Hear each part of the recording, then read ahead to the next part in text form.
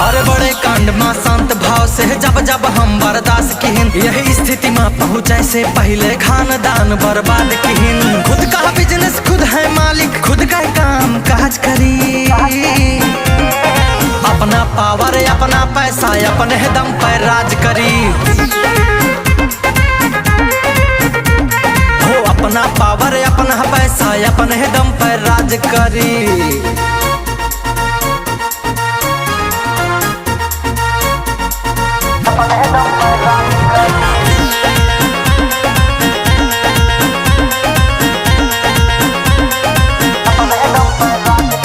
ना होए पेशी अब कौनो ना कौनो गवाह होए, जे भी हमसे उलझे बेटा सीधा उताबाह होए। ना होए पेशी अब कौनो ना कौनो गवाह होए, जे भी हमसे